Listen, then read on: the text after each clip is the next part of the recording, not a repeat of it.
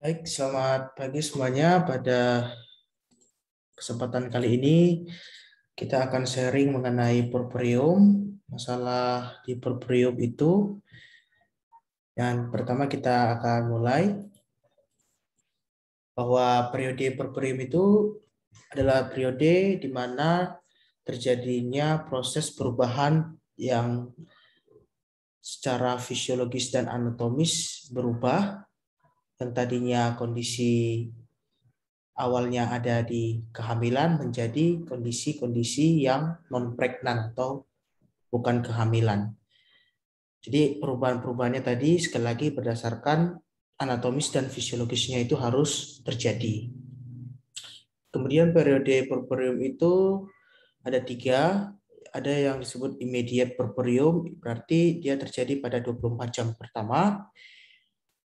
Kemudian ada yang disebut sebagai early porphyrium, itu terjadi di 1 minggu pertama.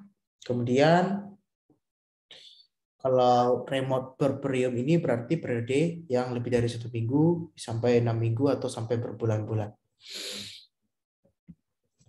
Jadi berdasarkan aspek fisiologis dan klinis ada perubahan di uterus, ada perubahan di traktus urinarius, kemudian ada terjadi relaksasi di panggul, vaginal outlet, juga ada terjadi perubahan di dinding perut dan di peritoneum. Kemudian ada perubahan di sirkulasi, kemudian ada perubahan berat badan. Jadi dari perubahan-perubahan ini, yang keenam perubahan ini yang terjadi pada masa-masa porphyrium. Nah, pertama kita melihat perubahan uterus. Jadi ada banyak sekali ya. Dari pembuluh darahnya, dari ukuran uterusnya, dari serviksnya, kemudian ada after pains. After pains itu maksudnya adalah nyeri pada masa porphyrium, khususnya pada ibu yang sudah hamil berkali-kali dan melahirkan berkali-kali, itu nyeri setelah melahirkan itu disebut sebagai after pains. Dan biasanya after pains ini intensitasnya akan menghilang setelah 3 hari postpartum. Dan ada lokia. Lokia itu berarti suatu discharge vagina yang keluar di masa-masa porphyrium. Kemudian pada perubahan uterus ini ada yang disebut sebagai regenerasi endometrium. Jadi kita tahu bahwa desidua basal itu akan menyeluruh, akan tergabung ya. Maksudnya di sini akan terkupas dan akan meluruh, dan dia akan terdapat pada lokia. Nah, seperti itu. Jadi akan terdapat pada sekretnya vagina di masa porphyrium. Dan kita ketahui nanti terjadi regenerasi di dinding endometrium, yang regenerasi ini terjadi 2-3 hari setelah partus. Dan kita lihat nanti kalau setelah 3 minggu itu nanti endometriumnya sudah seperti kondisi non-pregnan atau kondisi sebelum hamil, atau kondisi normal saat sebelum hamil. Kemudian nanti kita akan berbicara tentang masalah-masalah kalau tidak terjadi perubahan uterus itu dengan baik. Misalkan kalau tidak terjadi yang namanya involusi uterus, maka itu disebut sebagai subinvolusi. Kalau dia masalahnya nanti di dalam tempat plasental, perlekatan plasenta itu terjadi masalah, maka nanti akan disebut terjadi namanya late postpartum hemorrhage. Kira-kira ini yang akan kita ulas ya di perubahan uterus. Nah, pertama perubahan uterus yang normal itu ada disebut sebagai involusi uterus. Jadi involusi uterus itu berkaitan dengan perubahan ukuran uterus yang tadinya lebih dari 1 kilo menjadi kurang dari 100 gram di masa-masa porphyrium. Jadi kalau kita bisa lihat gambar di sini di trimester ketiga itu ukurannya sangat besar, sementara di postpartum setelah 8 minggu postpartum itu ukurannya sudah pada kondisi non pregnant. Dan kita lihat juga di sini pembuluh darahnya yang tadinya diameternya besar dengan disertai aliran darahnya itu sangat banyak, 600 mili per second, maka setelah terjadi partus bayi dan partus ekspulsi bayi dan ekspulsi plasenta, maka yang pembuluh darah tadi menjadi berkecil, ukurannya menjadi berkurang, mengecil, disertai juga dengan aliran darahnya yang menurun ya, jadi dari 600 menjadi 60 ml per second. Nah, kalau kita lihat ada sedikit perbedaan ya, pada 2 minggu itu yang terjadi adalah bahwa uterus itu sudah berada pada pelvis minor, ruangan pelvis minor atau cavity of the true pelvis. Nah, pada saat 4 minggu itu ukurannya yang sudah normal. Jadi kalau 2 minggu itu tadi letaknya yang sudah normal, tetapi 4 minggu itu terjadi ukurannya yang sudah normal. Kemudian kita lanjut tadi terhadap ukuran dan letak, sekarang terhadap bagian uterus yang spesifik. Di sini ada segmen bawah rahim, isthmus, atau di sini perubahan serviks. Jadi intinya untuk perubahan serviks dulu, jadi pada kondisi nulliparous itu seperti ini. Tetapi kalau dia parous sudah melahirkan, maka nanti perubahannya tidak bisa seperti yang di kiri ini. Perubahan serviksnya agak mencucunya itu ostiumnya ini yang eksternal itu dia lebih lebar. Jadi perubahan porporiumnya itu tidak bisa seperti kondisi sebelum melahirkan ya, karena sudah pernah melahirkan maka akan terjadi sedikit kelonggaran lah di dalam ostiumnya itu. Dan kita lihat perubahan isthmusnya ini juga akan mengecil dan serviksnya akan lebih memanjang. Kita bisa lihat ya, bandingkan gambar A dan B seperti ini. Proporsinya yang tadinya 5/8 menurun menjadi 2/3. Yang tadinya di serviks 3/8 akan meningkat menjadi 1/3. Jadi kira-kira itu terjadi perubahan di segmen bawah rahim dan juga di perubahan di serviks. Nah, kita lihat di sini ini untuk ostiumnya. Jadi ostium uteri externum ini pada saat delivery itu terjadi robekan di lateral dan akan lama-lama akan robekannya akan menyempit, tetapi tidak bisa menyempit sampai kondisi normal saat remaja atau normal saat sebelum hamil dan melahirkan. Tetapi intinya dia akan lebih mengecil daripada saat dia melahirkan. Nah, kemudian kita lanjut di masa porporium ini terhadap perubahan uterus. Jadi karena tadi ada peluruhan dari endometrium, khususnya bagian superficial atau DESI2, maka nanti di situ tuh terjadi vaginal discharge atau cairan yang keluar dari vagina di masa porporium. Itulah disebut sebagai lokia. Dan lokia ini terdiri dari sel darah merah, ada DESI2, tadi ada epithelial cell dan bakteri yang ada di jalan lahir. Itu adalah isi-isi dari lokia itu. Dan lokia ini bisa terjadi sampai lebih dari 4 minggu. Untuk lokia sendiri dibagi jadi 3 jenis, lokia merah, lokia serosa, dan lokia alba. Yang merah ini biasanya paling banter terjadi di 3-4 hari. Kalau dia lebih dari 3-4 hari, maka itu lokianya lokia jenis serosa. Dan disertai dengan warnanya tidak seperti lokia rubaya, lebih pucat. Dan kalau dia terjadi lebih dari 10 hari, maka ini disebut sebagai lokia alba.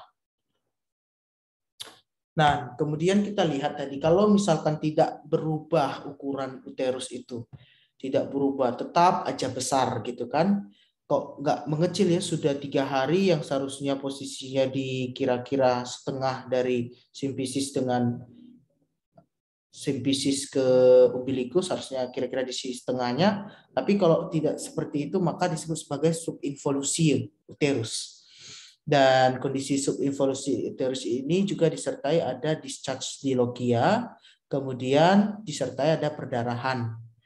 Dan kalau kita lakukan pemeriksaan bimanual, maka kita bisa menilai adanya perbesaran uterus yang tidak sesuai dengan usianya dan juga lebih lembek. Dan penyebabnya, untuk 2 penyebab utama adalah retensi sisa plasenta dan inflamasi pelvis, sehingga akan mengganggu proses penurunan atau proses involusi uterus. Jadi kita memberikan ergonovin sebenarnya untuk mengatasi perdarahannya. Kita memberikan ergonovin untuk mengatasi perdarahan. Dan kemudian kalau kita lihat lagi sekarang tentang placental site involution. Jadi secara garis besar di sini di dalam uterus itu ada beberapa bagian ya yang merupakan tempat pelekatan dari plasenta. Dan ketika plasenta lahir maka ada meninggalkan jejas, dan jejas itu biasanya seukuran telapak tangan. Dan kalau misalkan tidak terjadi proses hemostasis pada bagian uterus yang ditempeli plasenta, maka akan menyebabkan terjadinya perdarahan postpartum. Dan kita bisa ketahui di sini adalah proses hemostasis pada uterus yang ditempeli oleh plasenta. Kita lihat ini pembuluh-pembuluh darahnya semua diisi oleh trombus seperti itu. Dan kita bisa lihat dari proses awalnya di sini yang ini masih proses agregasi, masih penumpukan pencerdalan darah dan seterusnya. Kemudian kalau sudah seperti ini kondisinya disebut involuting vessels. Kemudian kalau sudah tertutup sampai padat seperti ini disebut involuted vessels. Seperti ini involuted vessels, ini juga involuted vessels. Dan ini terjadi di 6 minggu untuk proses involutingnya. Sampai proses complete extrusion itu di 6 minggu. Dan kalau misalkan tidak terjadi yang namanya, misalkan ya, pada kasus-kasus retensi sisa plasenta, retensi placental fragment. Nah, ini akan meningkatkan proses terjadinya polip pada uterus di sini. Kita bisa lihat gambar ini, polip, dan kalau polip ini akan lepas, maka menyebabkan perdarahan postpartum onset lama atau late onset. Berarti perdarahannya terjadi lebih dari munculnya lebih dari 24 jam. Dan kemudian kita beralih ke organ lain di sini tentang tractus urinarius. Perubahan apa sih yang terjadi di tractus urinarius?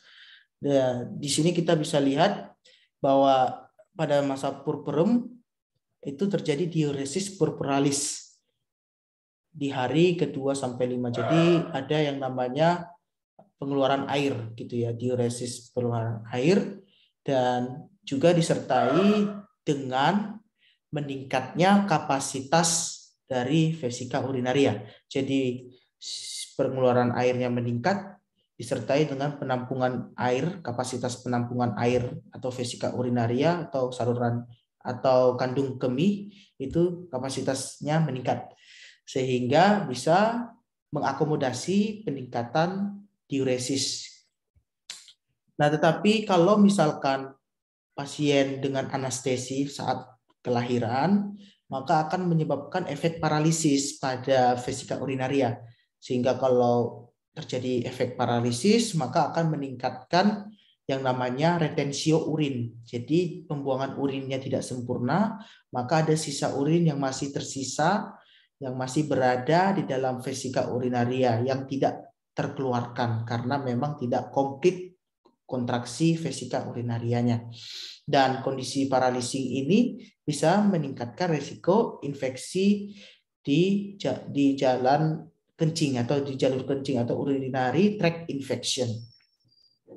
Dan kalau pada kondisi normal itu terjadi perubahannya itu ke status yang pre-pregnant itu di waktu 2-8 minggu setelah delivery. Dan kemudian di poin ketiga ini kita bisa ketahui kalau di masa purpuralis itu bisa terjadi inkontinensi. Karena memang kita tahu saat lahir itu terjadi perobekan-perobekan atau yang disebut dengan peregangan pada otot-otot di panggul sehingga nanti proses yang harusnya bisa menahan kencing jadi tidak bisa. Itu disebut sebagai inkontinensia. Dan pada kondisi normal 3 bulan setelah postpartum ini akan inkontinensia ini akan tidak terjadi lagi gitu ya pada kondisi normalnya. Dan seharusnya ini nanti kita usahakan dengan olahraga tertentu. Dan ya kemudian kita beralih pada topik ketiga mengenai relaksasi di vaginal outlet. Ya, jadi di pintu vagina itu dan juga apakah ada terjadi prolaps di uterus. Nah, jadi pada kondisi purpurium seharusnya itu jalan lahir itu semakin smooth ya, dinding lahirnya semakin smooth, kemudian kapasius dan juga bisa kalau terjadi masalah bisa terjadi perubahan pada struktur pendukung atau pelvic supports. Nah, jadi kalau misalkan ada perubahan pada struktur-struktur, misalkan di dinding vagina, misalkan di sini terjadi perubahan atau terjadi robekan, maka akan menyebabkan yang namanya prolapsus di bagian depannya. Maka ini disebut sebagai sistokel. Bisa kita lihat di sini, ini yang namanya sistokel. Kalau yang terjadi di bagian belakangnya, masalahnya di bagian belakang maka disebut seperti rektokel. Tapi kalau terjadi itu di bagian sini maka terjadi disebut sebagai prolapsus uterus. Nah, selain terjadi prolapsus uterus bisa juga terjadi urinary stress incontinentia. Dan kita lanjut ke perubahan di dinding abdomen dan peritoneum. Jadi ligamentum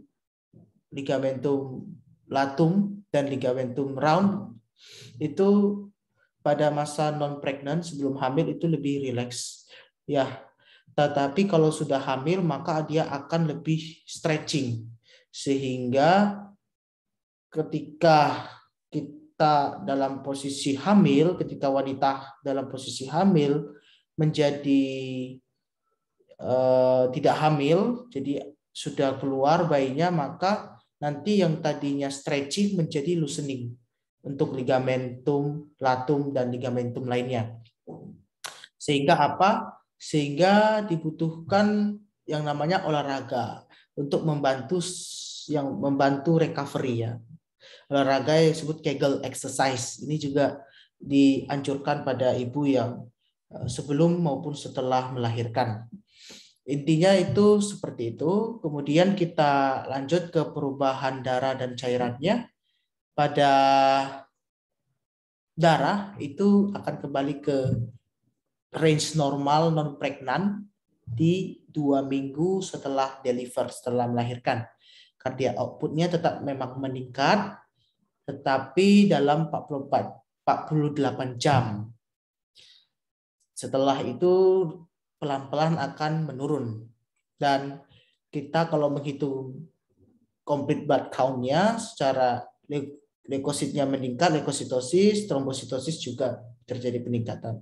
Tetapi bisa terjadi relatif limfopenia dengan absolut eosinopenia. Dan secara normal pada minggu-minggu awal postpartum konsentrasi Hb dengan hematokrit itu berfluktuasi, kadang naik, kadang turun secara moderate. Jadi itu khas pada yang terjadi di minggu pertama postpartum. Dan terakhir ini tentang perubahan berat badan. Di sini terjadi perubahan menurun ya, berat badannya menurun sampai 5-6 kilo. Dan disebabkan memang karena bayinya sudah lahir, kemudian ada terjadi pengeluaran darah per vaginam kurang dari 500. Kemudian bisa juga penurunan berat badan itu ditambah lagi 2-3 kilo karena adanya diuresis tadi, diuresis purpuralis. Kemudian ada faktor-faktor yang meningkatkan di sini penurunan berat badan di masa purpural. Itu kita lihat kalau weight gain, jadi peningkatan berat badan during pregnancy itu juga bisa meningkatkan penurunan berat badan setelah melahirkan. Kemudian pada primiparity, jadi partus yang pertama, kemudian pada ini kalau sudah cepat-cepat pulang gitu ya dan kerja, kemudian pada perokok itu akan meningkatkan penurunan berat badan di masa purpural. Kemudian di sini yang kita ingin sampaikan, breastfeeding atau memberikan ASI itu tidak mempengaruhi penurunan berat badan dan umur. Jadi kalau pemberian ASI itu tidak sama sekali mempengaruhi penurunan berat badan. Nah, baik, itu yang bisa kita sampaikan pada Purpurium. Semoga bermanfaat.